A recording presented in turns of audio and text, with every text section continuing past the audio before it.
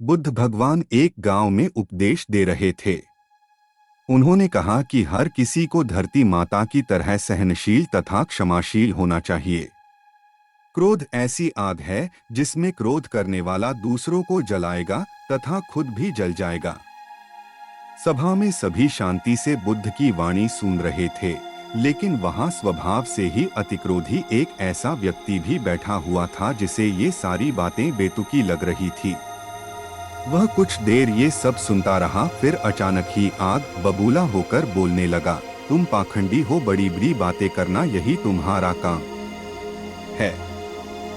तुम लोगों को भ्रमित कर रहे हो, तुम्हारी ये बातें आज के समय में कोई मायने नहीं रखती। ऐसे कई कटु वचनों सुनकर भी बुद्ध शांत रहे। अपनी बातों से ना तो वह दुखी हुए, ना ही कोई प्रतिक्रिया की। यह देखकर वह व्यक्ति और भी क्रोधित हो गया और उसने बुद्ध के मुंह पर थूककर वहां से चला गया। अगले दिन जब उस व्यक्ति का क्रोध शांत हुआ तो उसे अपने बुरे व्यवहार के कारण पछतावे की आग में जलने लगा और वह उन्हें ढूंढते हुए उसी स्थान पर पहुंचा। पर बुद्ध कहाँ मिलते, वह तो अपने शिष्यों के साथ पास वाले एक अन्य गांव निकल चुके थे। व्यक्ति ने बुद्ध के बारे में लोगों से पूछा और ढूंढते ढूंढते जहां बुद्ध प्रवचन दे रहे थे वहां पहुंच गया। उन्हें देखते ही वह उनके चरणों में गिर पड़ा और बोला, मुझे क्षमा कीजिए प्रभु। बुद्ध ने पूछा, कौन हो भाई, तुम्हें क्या हुआ है, क्यों क्षमा मांग रहे हो? उसने कहा, क्या आप भूल गए? मैं वही हूँ जिसने कल आपके साथ बहुत बुरा व्यवहार किया था। मैं शर्मिंदा हूँ। मैं मेरे दुष्ट आचरण की क्षमा याचना करने आया हूँ।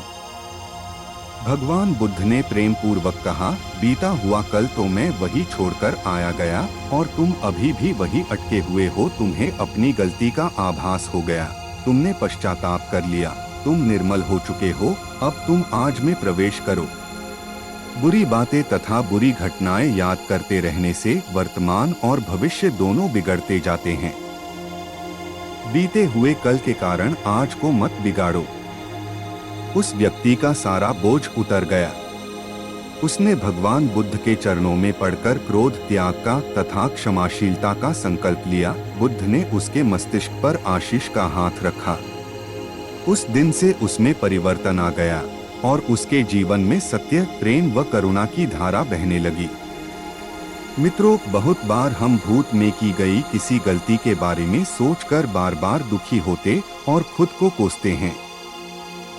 हमें ऐसा कभी नहीं करना चाहिए।